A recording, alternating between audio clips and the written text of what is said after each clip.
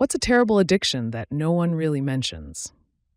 One terrible addiction that nobody really talks about is constantly checking your phone for notifications, even when you know there aren't any.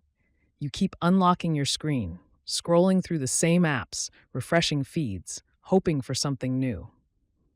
It's like your brain is searching for a little hit of excitement or distraction, even though deep down, you know there's nothing there.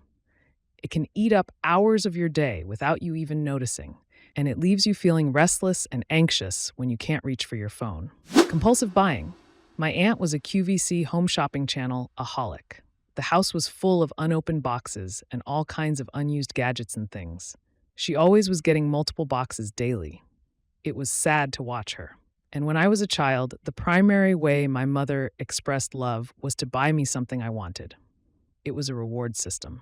Now, as an adult, it's the primary way I seek endorphin release. Collecting stuff, buying a better version of something I already have, even buying things for others gives me joy. I often feel regret for overspending.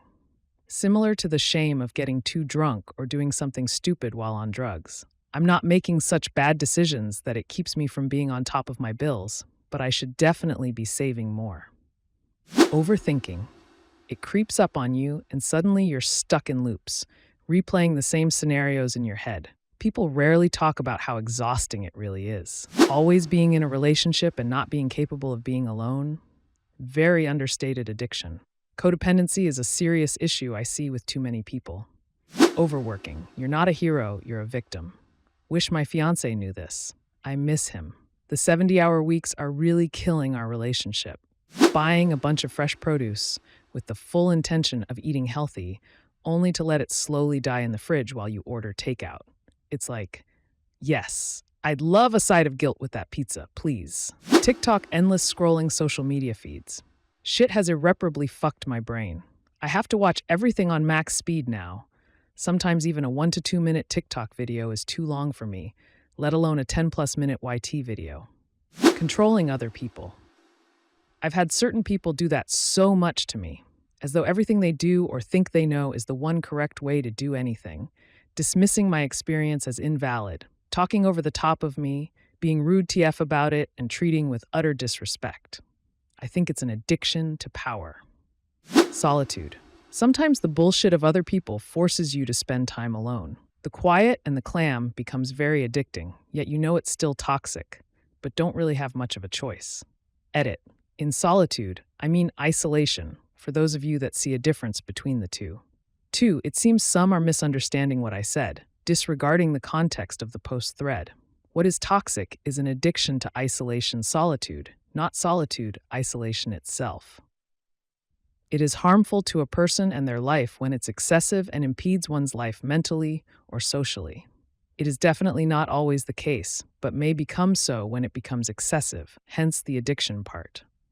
3. For those interested, further read the thread of comments and replies to get a better understanding of what I meant. In any case, it's just an opinion. I'm not claiming to understand everything. Gambling. People do crazy things if they've convinced themselves there's a slim but not too slim chance of being rich. Grew up with gambling parents. Dad made sick money. We lost our huge house, like $190K when they had it. Holy fuck. Cars, loan sharks calling all the time, etc. Our internet and TV would frequently get cut off due to delinquency. Worst was when they went on a trip for 5 days and our gas and power got cut off. Able to get the power back on. But holy fuck, those were cold-ass showers. They are like 70 now, and Finley, digging themselves out of the crater they put themselves in, dropping like $2K a night in casinos. The house always wins. Sport addiction in particular, running or triathletes. I do this as a hobby and am addict a bit myself, but what I see in some extremes is truly shocking, especially in the ultra world. Some that completely destroy their body and yet still cannot stop. Knew someone who had several fractures in their hip and kept running. Hours and hours of sport each day, sacrificing family and jobs and just everything in their life except sport. It's usually not seen as a problematic addiction because it's good for you, but it can 100% destroy your body and relationships with others. Sport is like a drug, working hard on controlling my addiction, and it's been fine, but it takes a real effort. Some of us just thrive off those endocrines. Trash talking, shit stirrer. Growing up in an enmeshed family.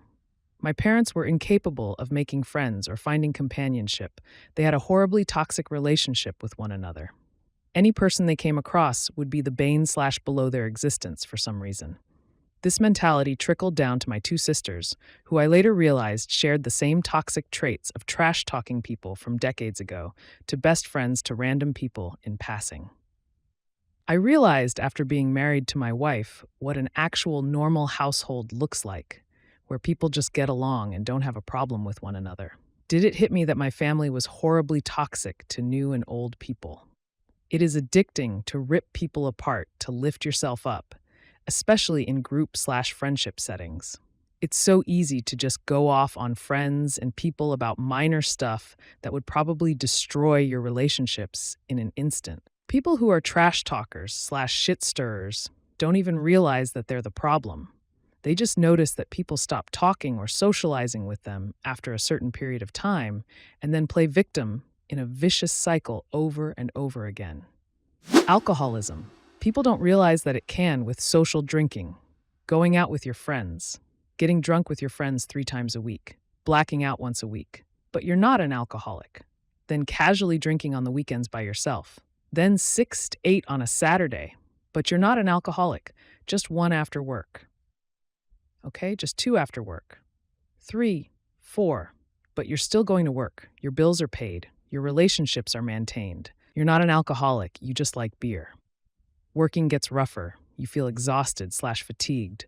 Relationships start straining. You're drinking every day. Money is getting tighter because a 24-pack doesn't last more than 3 days. A bottle here and there. Going out with friends. You're drinking every day.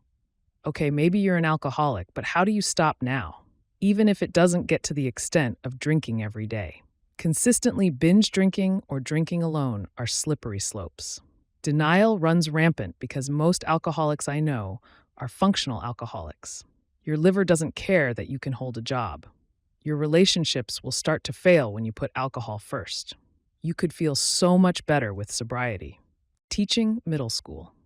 I taught high school for 19 years, moved states, and had to take a middle school position for a year. I instantly realized it was not for me. I thought, they're just a few grades lower. How different can they be? Completely opposite. Exactly. I dragged myself into that school so exhausted and irritable every day.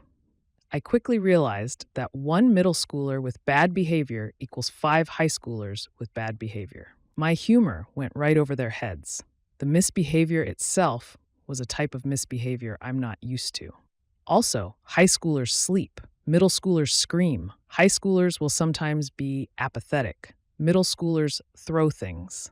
High schoolers are developing the capacity to think before they speak. Middle schoolers shout whatever comes to mind. High schoolers bully each other online. Middle schoolers bully each other in person, in front of a teacher's face. I have never gotten so many rude comments as I did when I taught middle school.